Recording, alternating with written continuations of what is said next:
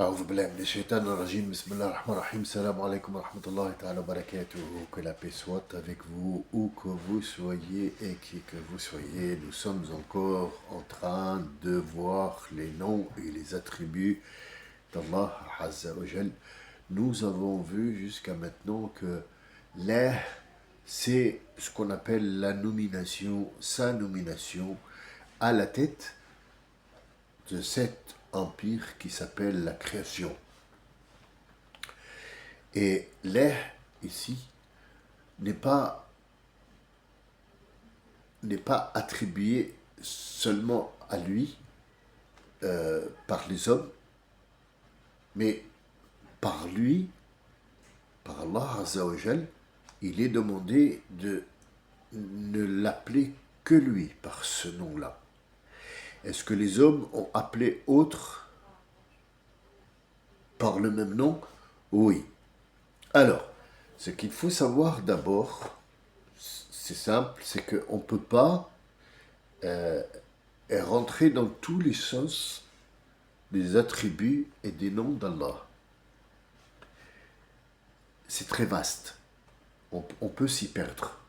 Mais il y a des noms qu'il s'est attribués à lui-même, et qui n'ont pas à être utilisés. Et ils sont avec huruf, ce qu'on appelle huruf al-jar.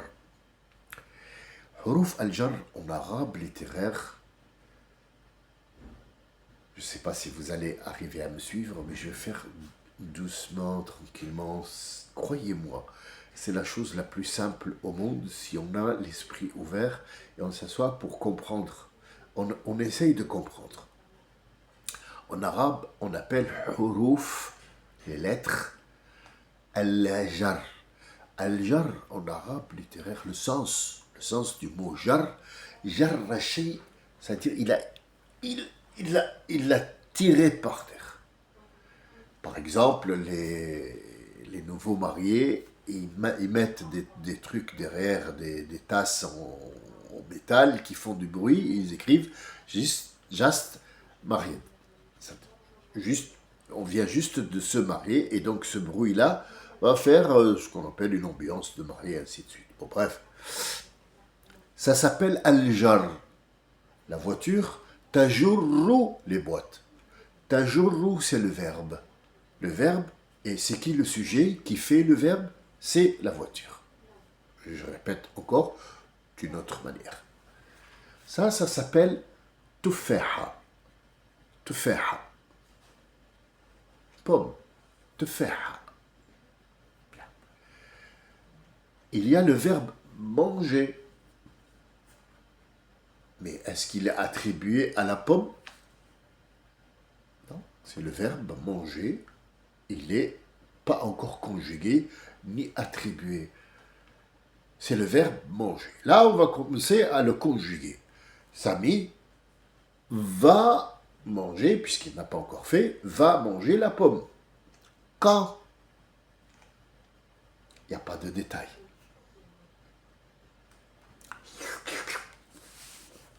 Sami a mangé, a déjà mangé la pomme. Quand? Il n'y a pas de détail.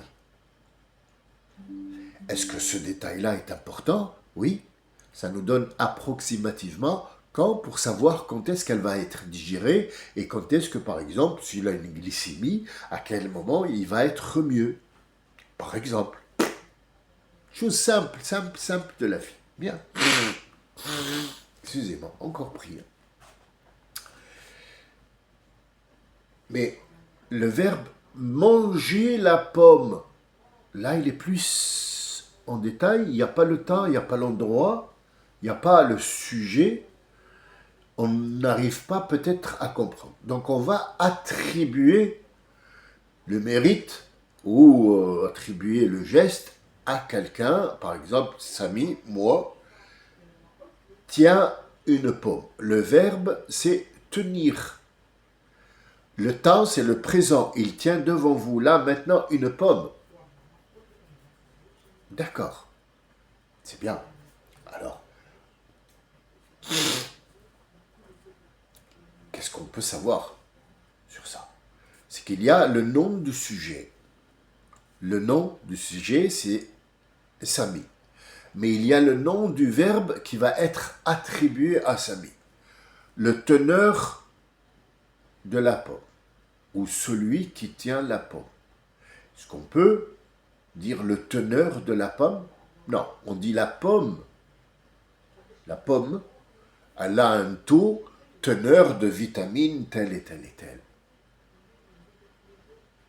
Ça, c'est en français, ou alors scientifique, ou alors pharmaceutique, ou alors le parler de tout le monde.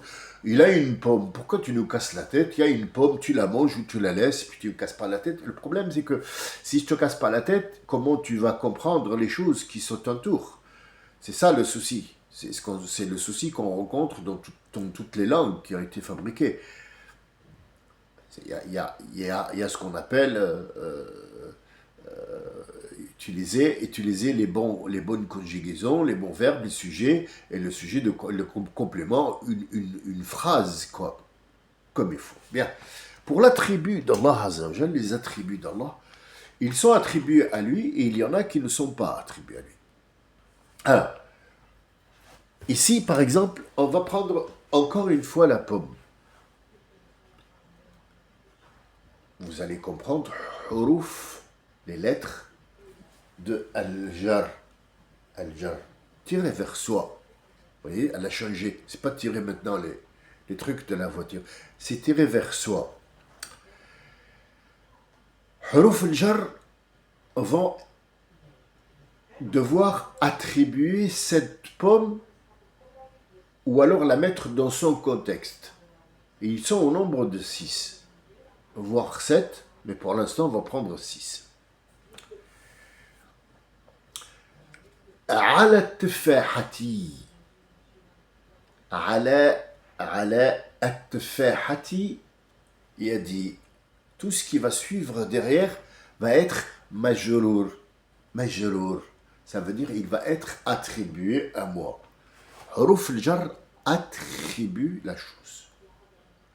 Ar-Rahmani Ar-Rahimi. Ar-Rahmani Ar-Rahimi, c'est pour Allah. Est-ce que la personne peut être Rahman aussi? Oui, mais il n'y a plus de kasra. Elle va être Rahmanun Ra'oufun. Allah il dit pour le prophète Ra'oufun bil mu'minina Ra'oufun Rahim. Et pourtant il y a un jar, il y a un harf jar. Bil bi bit tufahati, c'est un jar. Bi la ka ala min. Tout ça, de la pomme, vers la pomme, sur la pomme, avec la pomme, de la pomme. Ce sont huruf al-jar. De, sur. Ce sont des choses qui vont attribuer le verbe ou ce qu'on appelle en arabe le mouvement qu'on a fait pour constituer un verbe, pour comprendre qu'est-ce qu'on fait avec cette pomme. On la regarde. Le verbe regarder, le verbe manger, le verbe jeter, le verbe jouer, le verbe jongler, beaucoup de verbes. Alors pour lui attribuer le mouvement qu'il faut pour comprendre qu'est-ce qu'on doit faire avec cette pomme, il faut d'abord connaître la personne et lui attribuer le geste qu'il doit faire avec. Donc Ar-Rahman Ar-Rahimi ne sont attribués qu'Allah parce qu'il n'y a que lui qui peut être Rahman, il y a lui qui peut être Rahim. Mais est-ce que l'être humain est Rahim? Il a dit Ar-Rasoulu, Ar-Rasoul, bi c'est un harf jar qui normalement attribue Ar-Rahim pour le prophète, sauf que Ar-Rahim du prophète n'est pas Rahim d'Allah Azzawajal. Autre exemple pour que ce soit un petit peu clair.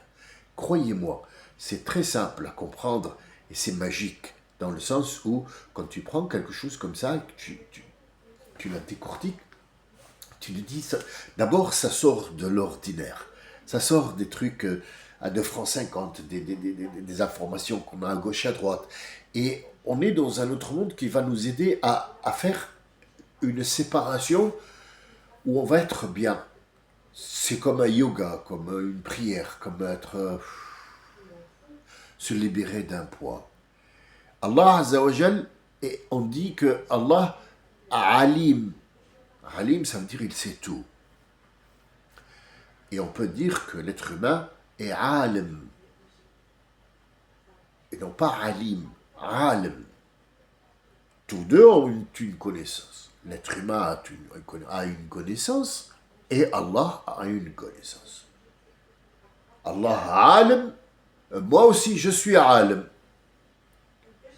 Allah alim, moi je suis alim. Mais dans ton alim à toi, il y a un petit carré où il te dit ça c'est les limites de ton alim. Tu n'as pas d'autre ilm que te démentir tous les jours trouver que c'était pas la bonne consistance qu'il fallait faire. Donc il faut changer, trouver autre chose et ainsi de suite. Or Allah Azza wa Jal dans son alim, il connaît toutes les consistances, toutes les recettes que tu vas créer toi et tes arrière petits-enfants jusqu'à la fin du monde et aussi toutes les molécules qui existent dans l'air. Toi, tu connais ton copain. On te dit, ah, ben tu connais tel et tel, tu connais ta femme. Mais bien sûr, tu connais ton enfant. Par cœur, je connais ma mère, mon père, par cœur. Je connais les détails de son visage, les détails de son comportement, de ce qu'il dit, de ce qu'il a mangé. Je peux même te raconter une histoire quand il avait 5 ans, qu'est-ce qu'il a fait. Ce que tu sais, c'est ce que tu as vu, c'est ce que tu as entendu.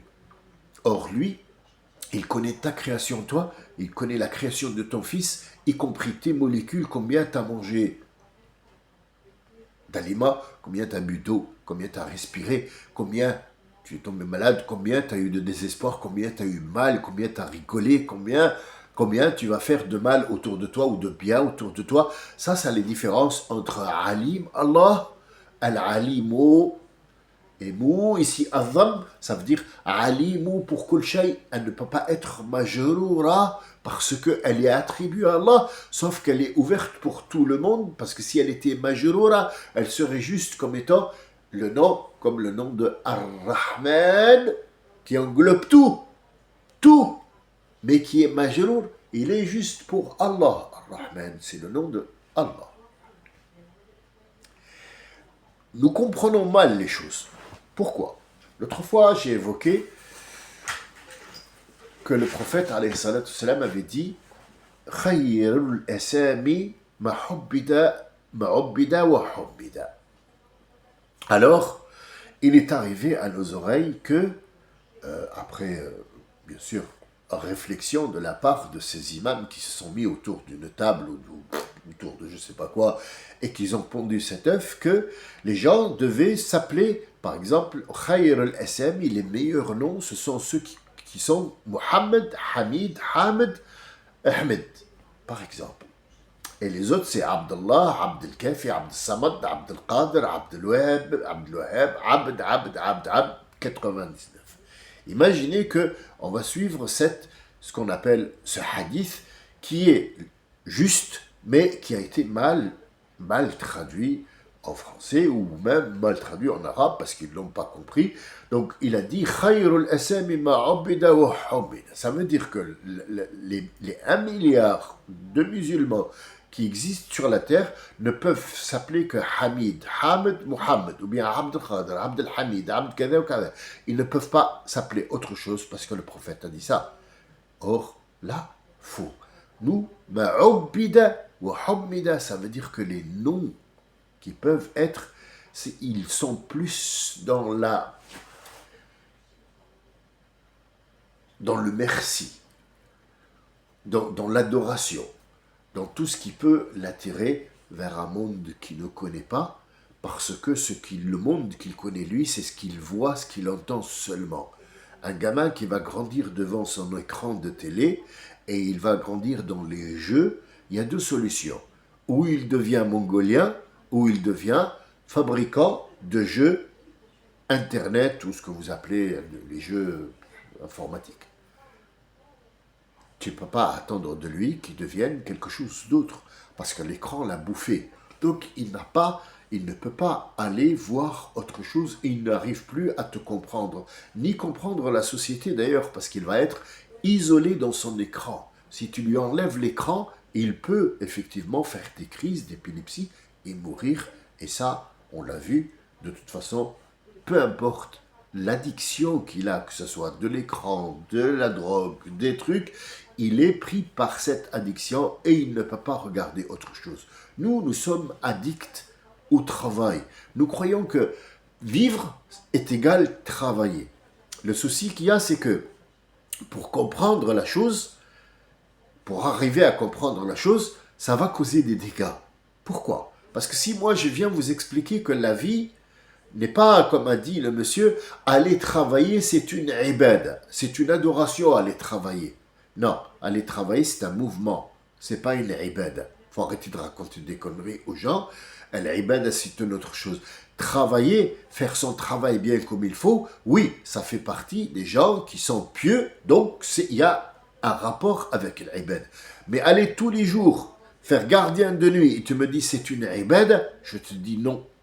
Ça, c'est un boulot qu'il a pour pouvoir payer des factures. Donc c'est un mouvement. Et il s'est trouvé en 2025 où il y a des vigiles et ainsi de suite. Donc il peut être que vigile et c'est comme ça la vie. Mais ce n'est pas une ibad, loin d'être une prière ou une ibad, une adoration. Ce n'est pas une adoration.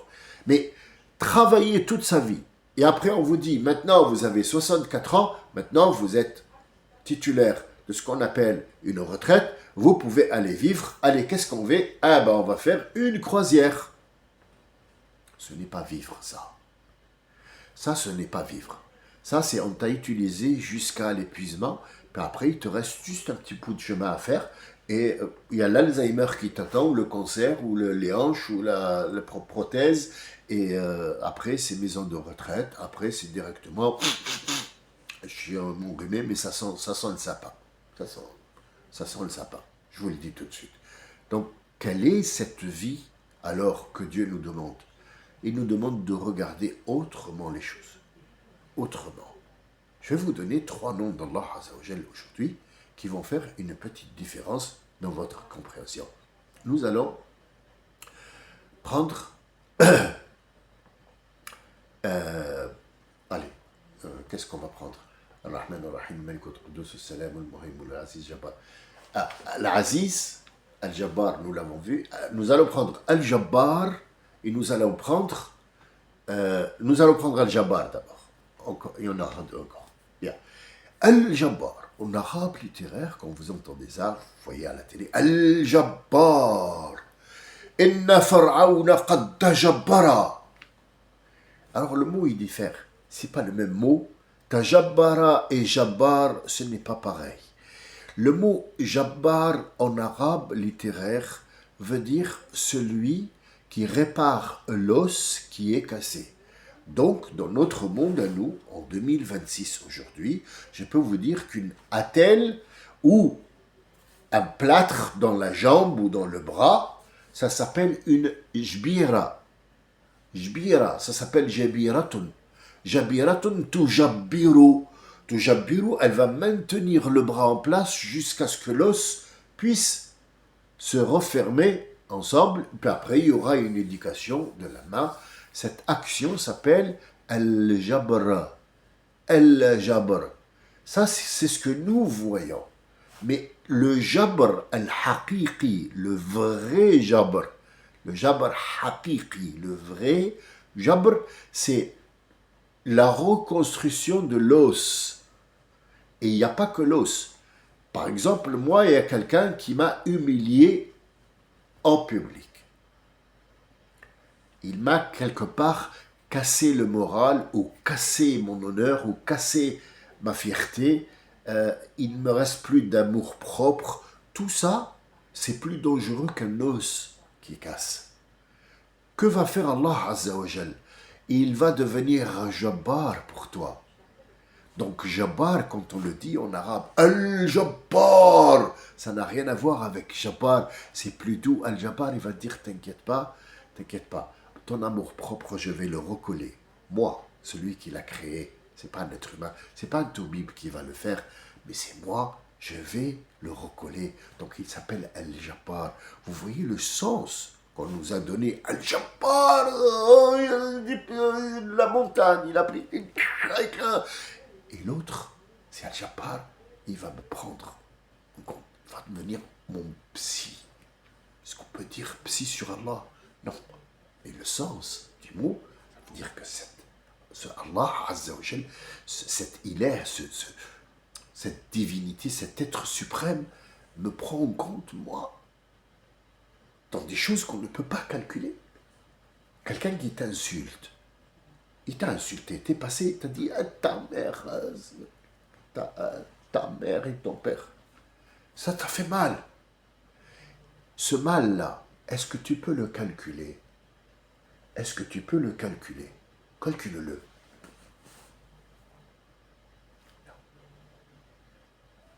Vient la police, elle te dit ouais, il t'a insulté. Bon, allez, insulte-le, on va lui faire une amende. Et toi, tu vas lui dire ta mère, il va rigoler. Et une amende de 100 francs, ouais, tiens, 100 francs, vas-y. Est-ce que ça lui a fait le même effet? Non. Donc, ici, Allah va intervenir, il va devenir Al-Adl. Al-Adl, la justice. Il va venir la justice. Il n'y a que lui qui sait les quantités de ce qui s'est passé entre toi et lui, et il va te donner en conséquence le poids de ce qu'il t'a fait en mal, il va le prendre de chez lui, il va te le donner en bien. Cette quantité, ça s'appelle Al-Adl. Allah Al-Adl. Toi, tu ne peux pas être Adl.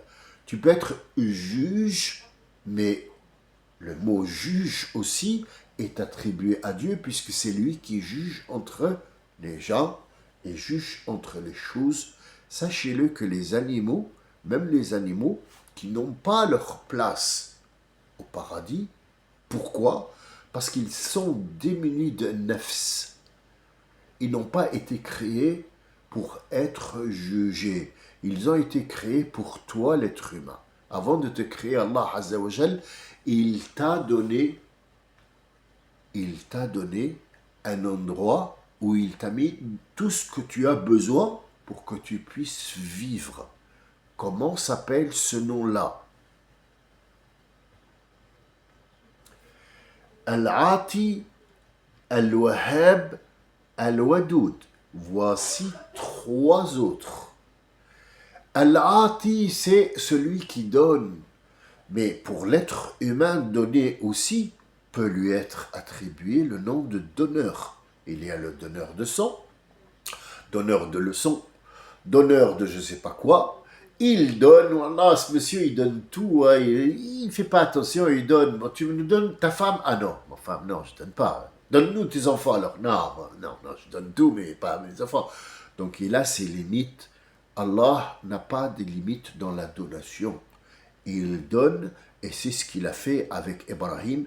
Il lui a donné un cadeau.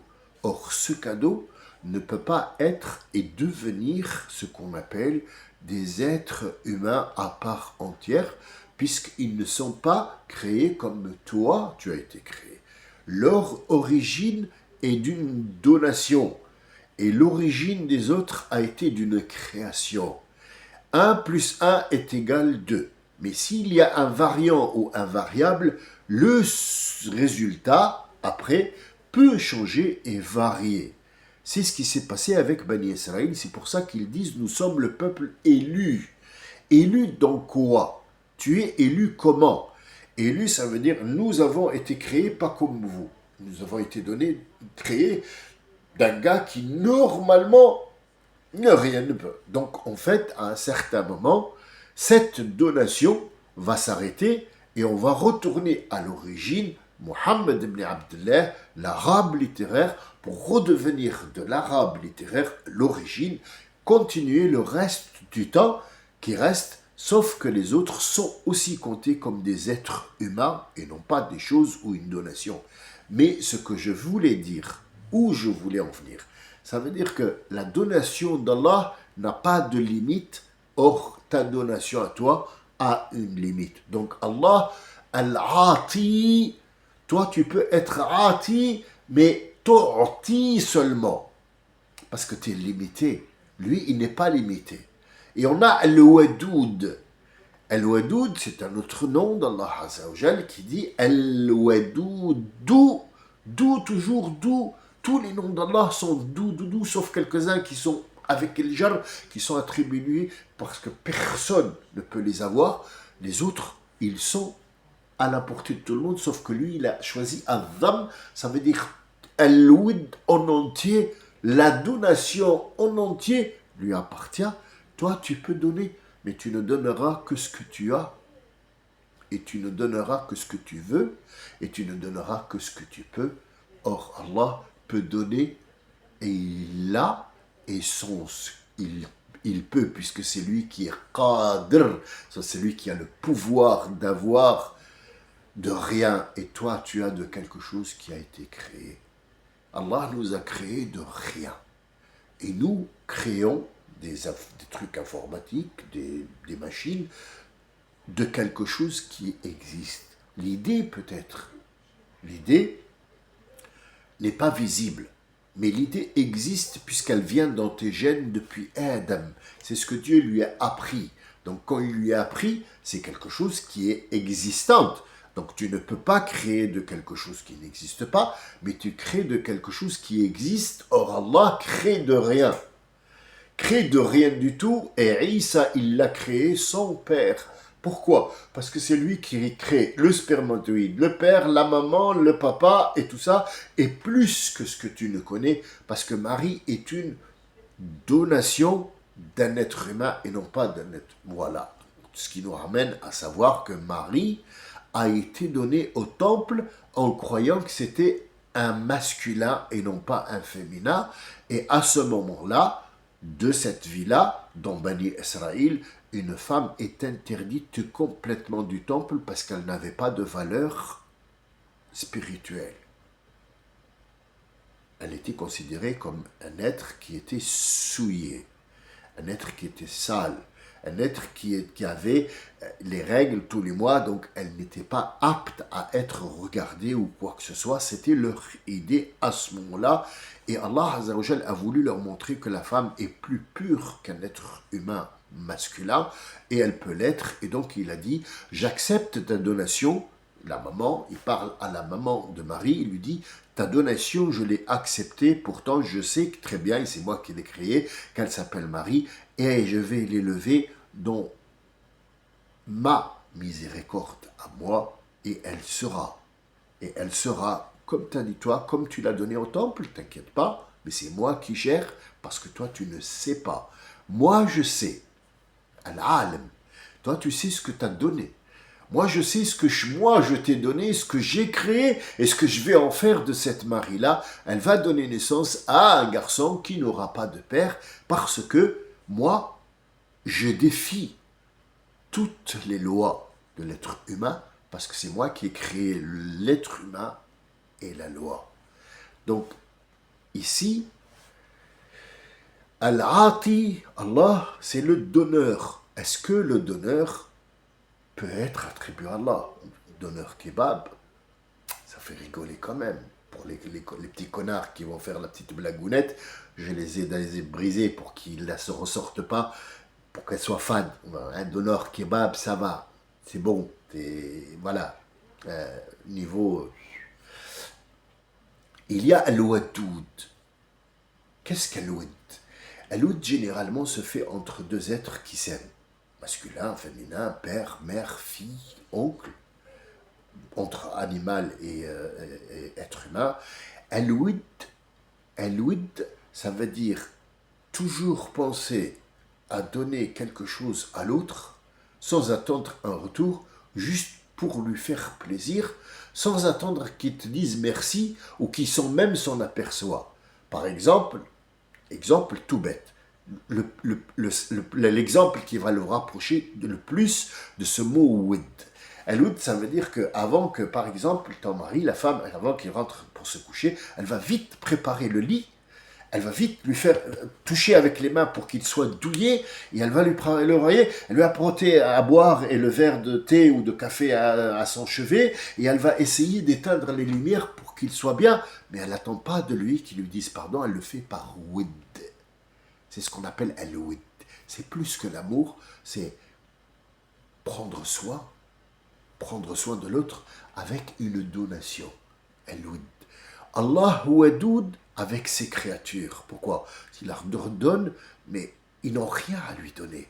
Il n'attend rien d'eux. Ça veut dire que cette Wud qu'il fait en sorte qu'il prend soin d'eux pour leur donner un plus qu'ils ne méritent, il leur donne, mais il n'attend pas qu'ils lui disent merci. Il le fait par Wud. Par Wud.